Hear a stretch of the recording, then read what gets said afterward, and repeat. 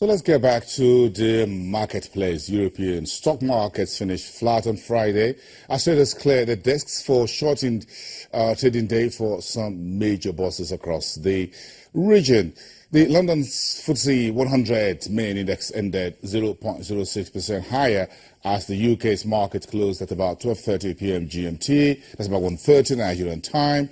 The Germany's DAX 30, that's the main index, from Frankfurt was down 0.05%, while the Frank's CAC index was up by about 0.5%. Meantime, the Pan-European Stocks 600 finished weak 0.02% on Friday.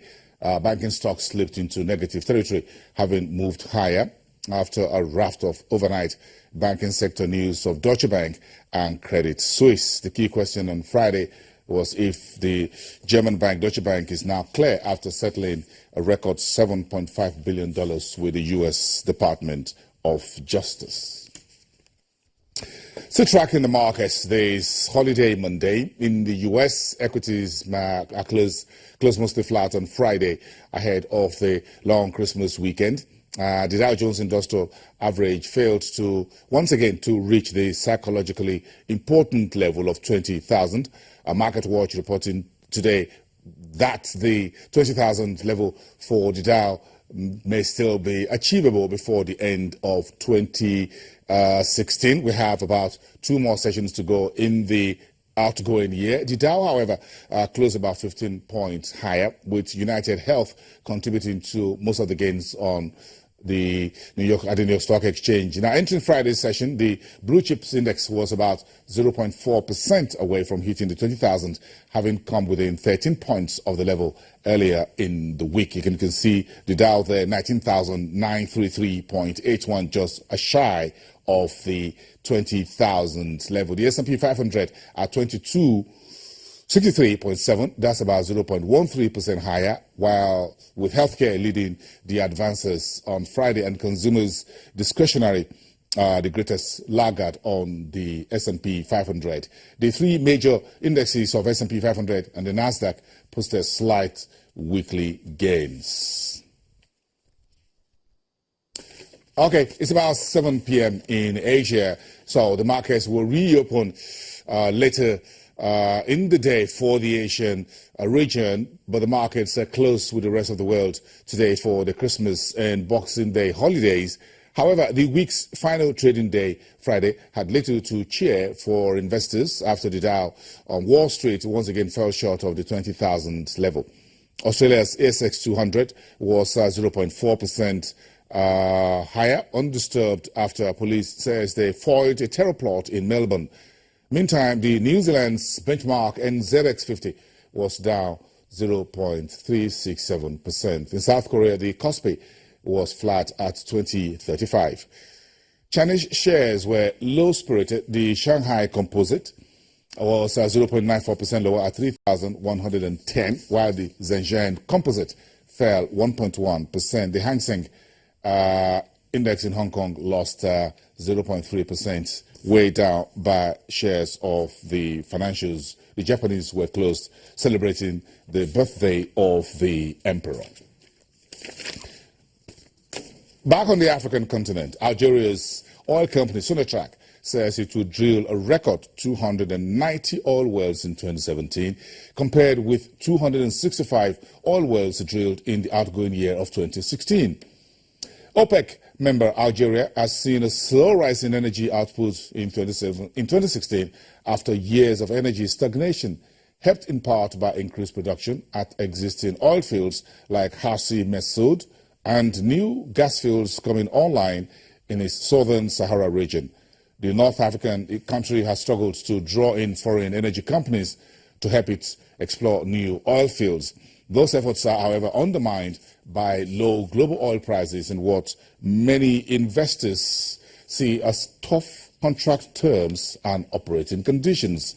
The head of Sonatrach's drilling division, Khalil Kotobi, says of the 290 wells to be drilled in 2017, 190 of the wells will be for production and the balance of 100 for exploration purposes. Let's stick with North Africa, where the largest economy Egypt, the President Abdel Fattah al-Sisi says the military's economic activity accounted for no more than 20% of the country's output, dismissing some suggestion that the military could control as much as half of the economy, the third largest on the African continent. Speaking at an event celebrating the expansion of a military-owned company, President Sisi says the military made up 1.5% to 2% of economic output, which he says was about 4 trillion Egyptian pounds in worth. That would put the Egyptian military's share of economic activity at between $2.39 billion and $4.26 billion US. President Sisi, who was himself a former general, took office in 2014, has promised to revive the economy, which has struggled since 2011 uprising, scaring away investors and tourists, Egypt's main source of foreign currency inflows. President Sisi has called in the military to assist in major infrastructure projects and with distribution of subsidized commodities to keep a tap on rising prices amid acute shortage of US dollars. In East Africa, Kenya's economic growth eased in the third quarter of 2016, that's the end of September, due to a slowdown in most sectors, in particular agriculture. The National Bureau of Statistics said the economy expanded 5.7% year-on-year in third quarter, compared with 6.0% in the same period of 2015. Agriculture, forestry, and fishing sectors grew 3.9% against 5.5% a year earlier, although accommodation and food services, which includes tourism, was up 13.8% compared to a contraction of 6.5%. Meantime, Fitch Ratings has affirmed Kenya's long-term foreign and local currency issue default ratings at B+ with a negative outlook. However, the issue ratings on Kenya's senior unsecured foreign currency bonds have also been affirmed at B+. Back to North Africa. Morocco's annual consumer price inflation raises to 1.9% in November from 1.6% in October due to higher food and non-food prices. Annual food inflation climbs to 2.8% from 2.2% the previous month. However, non-food price inflation breaches 1.3% in the year to November. That's higher from 1.2% in the previous month. Now, the costs of communications fell 0.3%, but education was 2.9% more expensive, according to the report. On a month-on-month basis, the Morocco's consumer price index was steady at 0.3% November last month, same as in October the previous month, as food price inflation fell about 0.25%, and non-food inflation up slightly 0.1%. Southern Africa's economy, Botswana, contracted 0.8% quarter-on-quarter in the 3 months ended September 2016. That's against a revised 0% in the second quarter.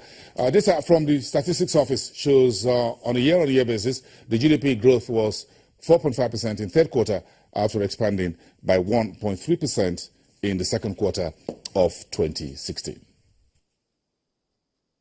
That's about all for today on Business Incorporated. We thank you for watching. Keep your eyes on Channels Television, Nigeria's news leader. A happy holiday to everyone from Lagos, Nigeria. I am Bosun Omofaye.